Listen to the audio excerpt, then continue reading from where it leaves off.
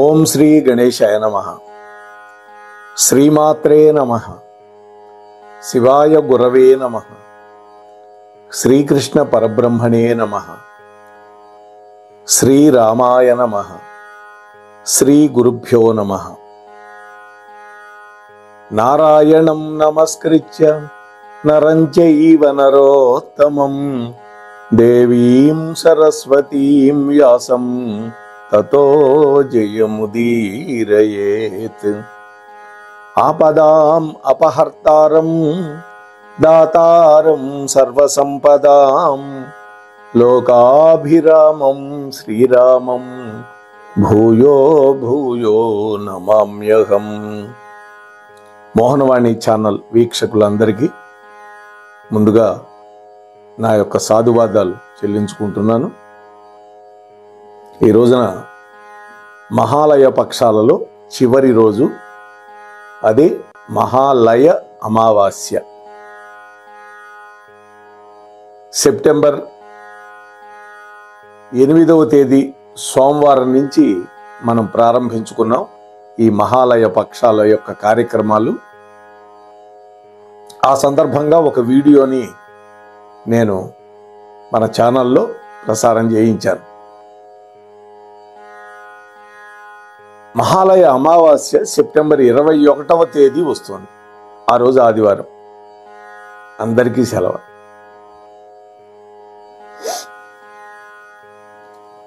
అంటే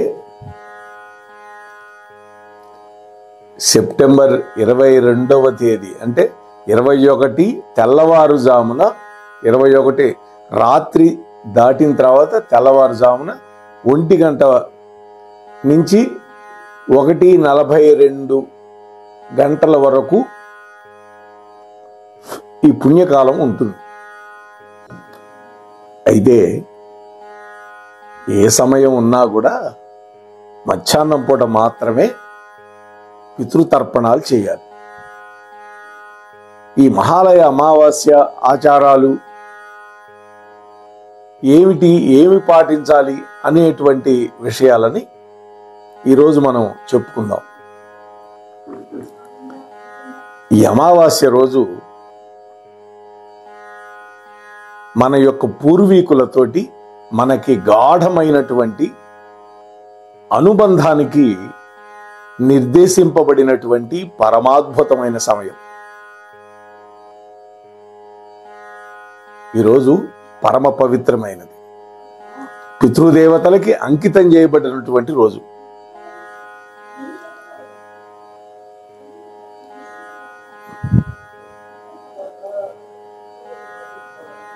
పితృపక్ష అమావాస్య అని కూడా దీన్ని పిలుస్తారు.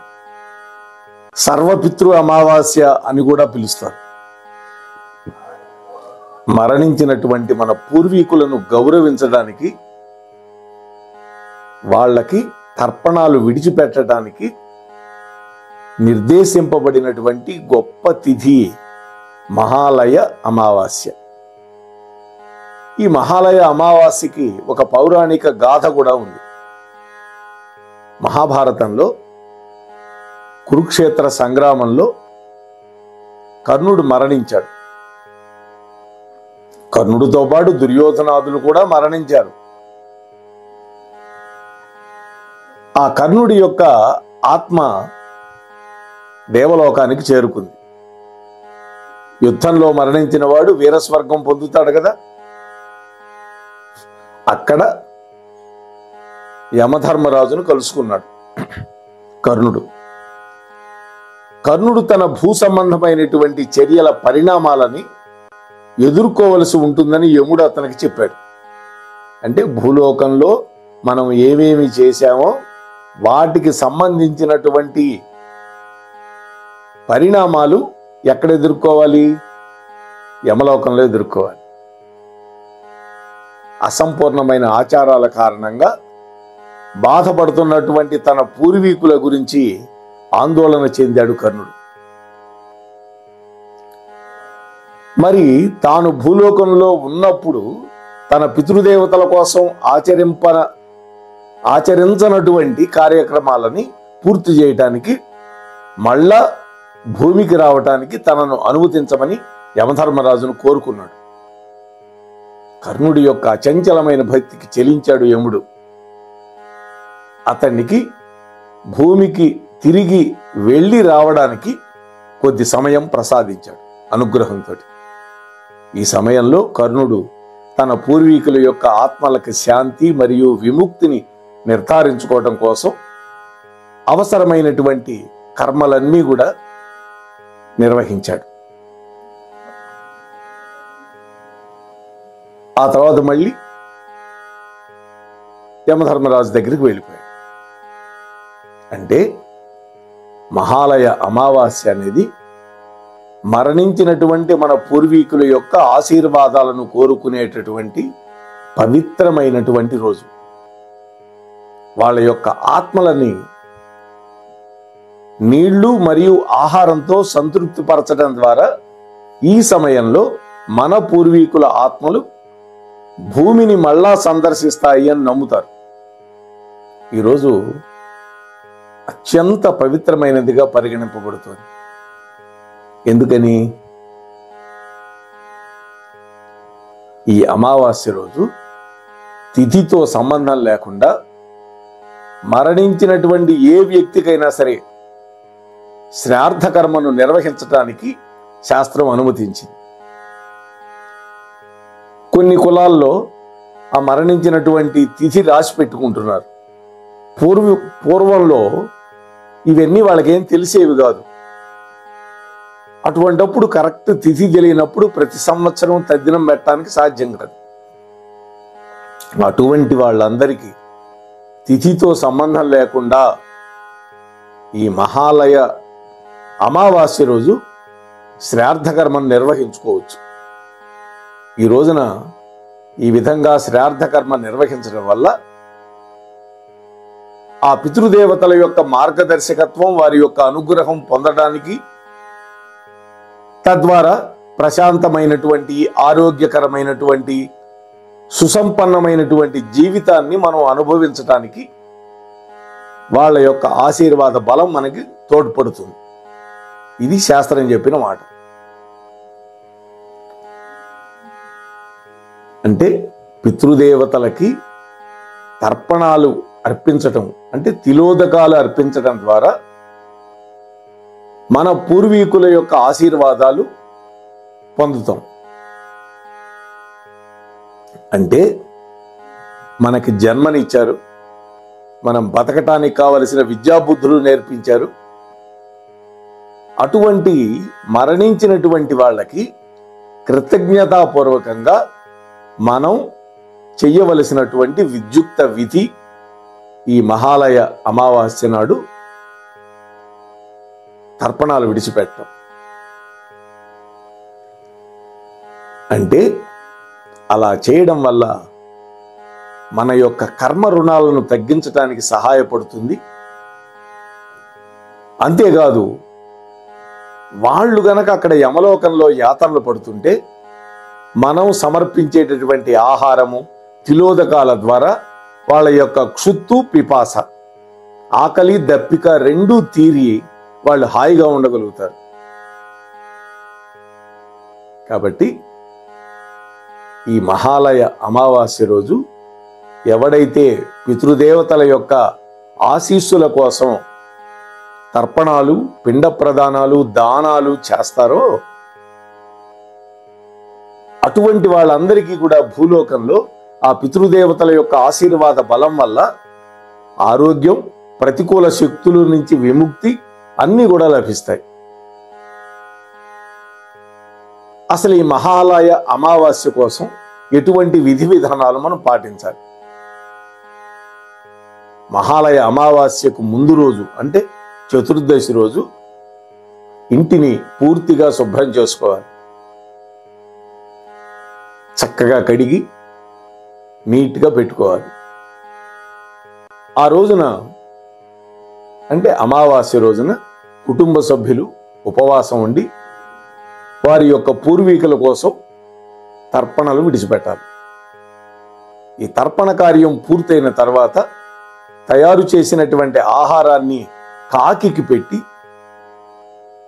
అది తినేదాకా వేచి ఉండి కాకి ఆహారాన్ని తిన్న తర్వాత కుటుంబం అందరూ కలిసి భోజనం తినాలి. తమతో పాటు తమ స్నేహితులు బంధువులకు కూడా ఆహారం పెట్టచ్చు. చాలా మంది ప్రజలు తమ పూర్వీకుల యొక్క ఆత్మ శ్రేయస్సు కోసం, వాళ్ళ యొక్క ఆశీర్వాదం పొందటానికి దగ్గరలో ఉన్నటువంటి ఆలయాలను కూడా సందర్శించే అలవాటు ఉన్నది. ముఖ్యంగా శివాలయం. ఇక దాన ధర్మాలు.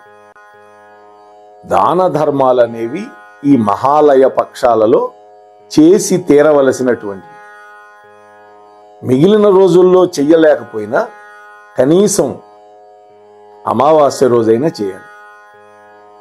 అంతేకాదు పితృతర్పణలు కూడా 15 రోజులు చెయ్యగలిగితే మంచిదే. అలా చెయ్యలేనటువంటి పక్షంలో అష్టమి, నవమి, చతుర్దశి, అమావాస్య ఈ 4 రోజులైనా చేయాలి. లేదా కనీసం మన ఇంట్లో మన తల్లో తండ్రో మరణించినటువంటి తిథి రోజైనా సరే తప్పకుండా తర్పణ విధి ఆచరించాలి. ఇది శాస్త్రం చెప్పినటువంటి మాట. మరి దాన ధర్మాలు ఏమిటి? అవసరంలో ఉన్న వాళ్ళకి ఆహారం ఇవ్వాలి. వస్త్రాలు అవసరమైనటువంటి వాళ్ళకి వస్త్రాలు ఇవ్వాలి. నిత్యావసరాలు ఎవరైతే లేక బాధపడుతున్నారో అటువంటి వాడికి ఆ నిత్యావసర వస్తువులని దానం చేయటం అనేది చాలా పుణ్యప్రదం. ఈ దానాలని మన గతించినటువంటి పితృదేవతల పేరుతో చేయటం వల్ల వాళ్ళకక్కడ అది దారిభత్యంగా ఉపయోగపడి వాళ్ళకి ఆనందం కలుగుతుంది.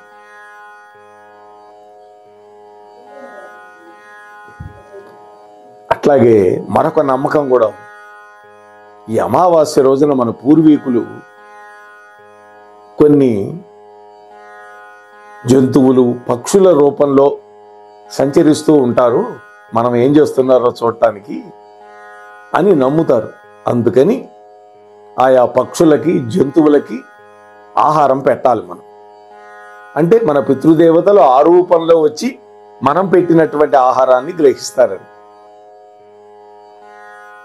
మన ప్రక్కనే ఉన్న తమిళనాడులో అయితే ఈ పితృతర్పణాలు నిర్వహించేటటువంటి దేవాలయాలు ఉన్నాయి. రామేశ్వరం, తిరువళ్ళూరు, అక్కడ వీరరాఘవ పెరుమాళ్ ఆలయం ఉంది.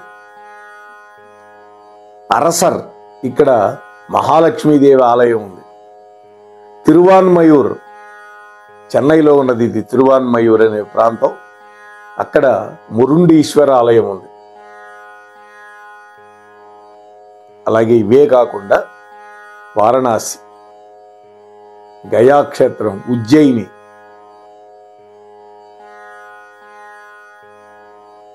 ఇలా ఎన్నో పుణ్యక్షేత్రాల్లో కూడా ఈ యొక్క తర్పణ విధిని, పిండ ప్రదానాలను గనక మనం ఆచరిస్తే మన ఇంట్లో చేసేదానికంటే కూడా తీర్థక్షేత్రంలో చేస్తే మరింత ఫలితం దక్కుతుంది.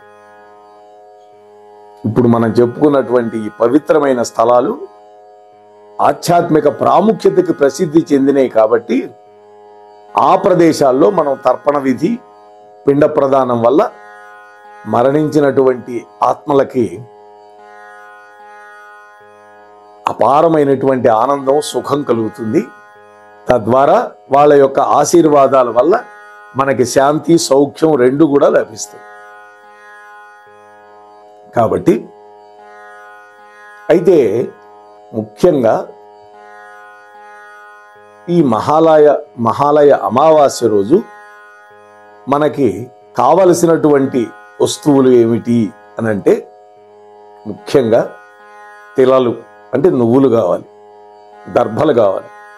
ఎందుకని? దర్భలతోటి పవిత్రంగా తయారు చేసుకొని ఉంగరపు వేలు పెట్టుకోవాలి. పవిత్రం అంటారు దాన్ని, అంటే దర్భల ఉంగరం. ఇక మూడోది కుతపకాలం. కుతపకాలం అంటే పిండ ప్రదానాలు కానీ లేకపోతే తర్పణాలు కానీ విడవటానికి అనుకూలమైన అనువైనటువంటి మంచి సమయం. సుమారుగా 12 గంటల నుంచి 12 గంటల 30 నిమిషాల లోపు. శాస్త్రం ఏం చెప్పిందంటే ఒక పగటిని 15 భాగాలు చేస్తే ఆ 15 భాగాలలో 8వ భాగం ఏదైతే ఉందో దాన్ని కుతపకాలం అని నిర్ణయించారు. పగలకు 12 గంటలు ఉంటుంది, దాన్ని 15 భాగాలు చేశాం.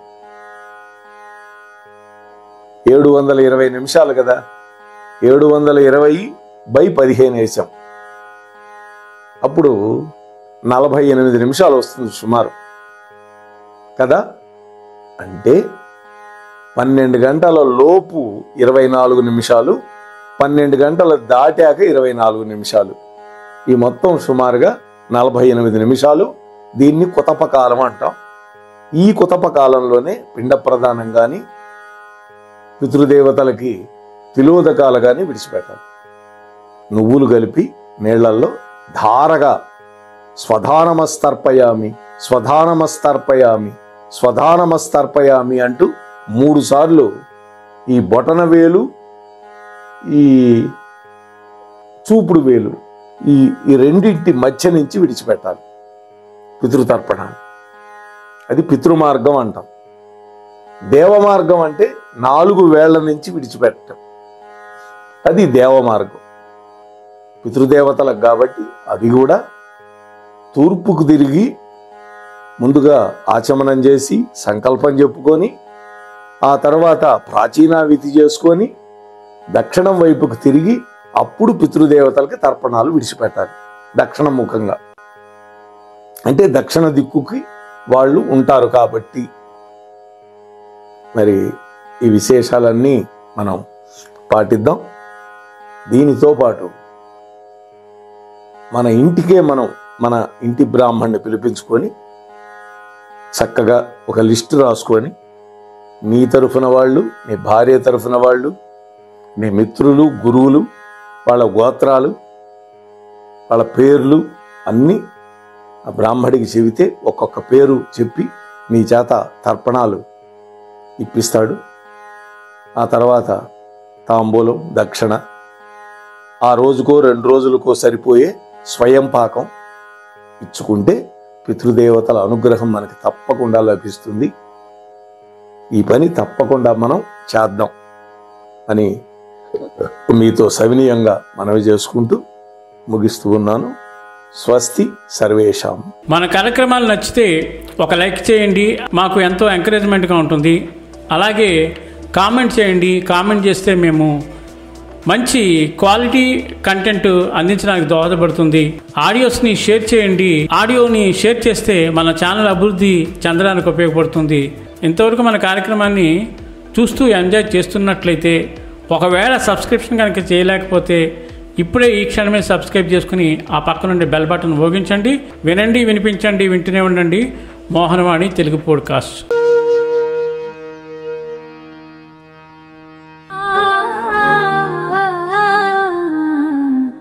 మోహనవాణి.